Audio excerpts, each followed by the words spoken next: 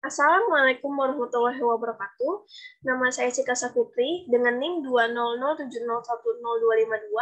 Saya akan mempresentasikan atau menjelaskan tentang kasus hambatan belajar. Menurut Rahman Natawijaya, hambatan belajar adalah suatu hal atau peristiwa yang ikut menyebabkan suatu keadaan yang menghambat dalam mengaplikasikannya pada saat proses pembelajaran berlangsung. Jadi, dapat disimpulkan bahwa hambatan belajar adalah sebuah peristiwa yang menyebabkan siswa menjadi terhambat dalam proses belajar dikarenakan adanya faktor pengganggu yang muncul baik dari dalam diri sendiri maupun dari luar. Ada beberapa faktor penyebab hambatan belajar. Yang pertama ada hambatan ontogeni atau persiapan mental. Maksudnya dalam hambatan ontogeni tersebut, jadi misal saat ada guru killer masuk ke dalam kelas dan melakukan pembelajaran, siswa tersebut merasa nervous, gugup karena sang guru itu mudah marah dan jadinya mentalnya itu tidak siap.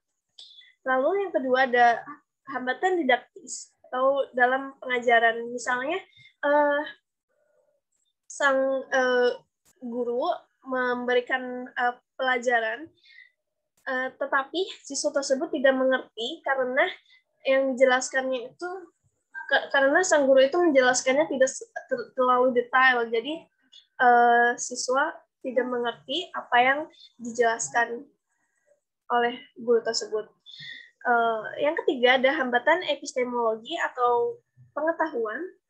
Jadi hambatan yang dimana pengetahuan siswa itu memiliki konteks yang terbatas. Nah, karena hal tersebut, siswa itu hanya berpatok pada pengetahuan yang sudah ada, maksudnya pengetahuan yang sudah diberikan oleh guru. Jadi saat sang guru memberikan pertanyaan tentang konteks yang sama, tapi maksudnya konsep yang sama tetapi konteks yang berbeda, nah siswa tersebut tidak mengerti, jadi hal tersebut merupakan hambatan belajar.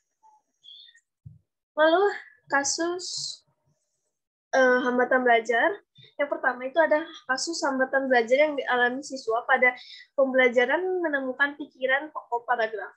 Nah, di antaranya itu ada tipe-tipe. Yang pertama, tipe ke-1, hambatan belajar menemukan pikiran pokok paragraf pada kalimat utama di awal paragraf atau deduktif.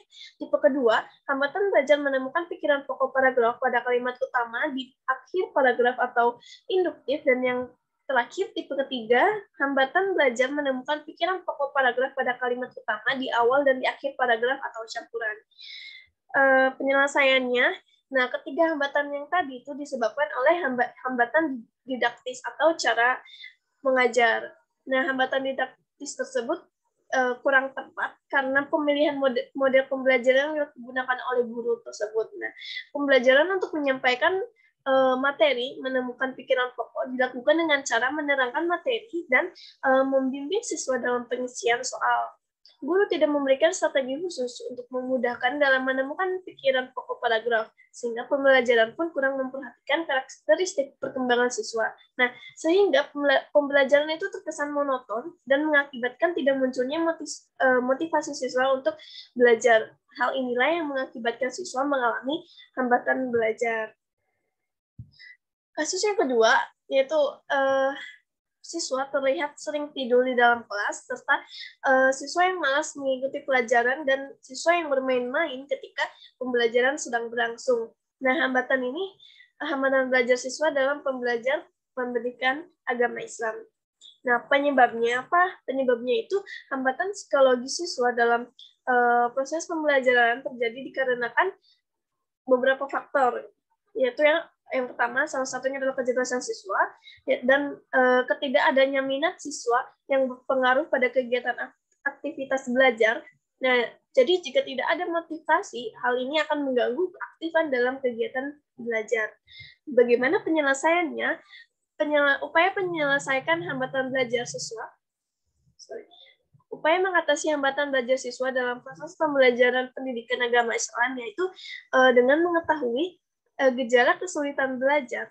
menelaah atau menetapkan kasus siswa tersebut dan memperkirakan sebab terjadinya hambatan dan lalu mengadakan perbaikan pada cara mengajar guru misal. Lalu saran kasus saya pada kedua kasus tersebut, nah yang pertama bagi siswa itu sendiri, nah mereka itu harus aktif mencari materi secara mandiri yang mana sekarang ini mudah dicari, yaitu melalui internet, buku, atau kita bisa menanyakannya kepada teman yang lebih mengerti, atau bisa juga kepada guru. Lalu pada kasus kedua, nah bagi bapak atau ibu guru tersebut pembelajaran yang membosankan bagi siswanya itu bisa diubah dengan cara siswa yang lebih berperan aktif dalam pembelajaran. Nah, sehingga siswa tersebut akan menjadi kritis dan lebih aktif gitu. Serta siswa itu akan lebih mengerti materi yang akan disampaikan oleh guru tersebut. Sekian penjelasan materi dari saya. Mohon maaf, kurang lebihnya. Maaf. Wabillahi taufiq wal hidayah. Wassalamualaikum warahmatullahi wabarakatuh. Terima kasih.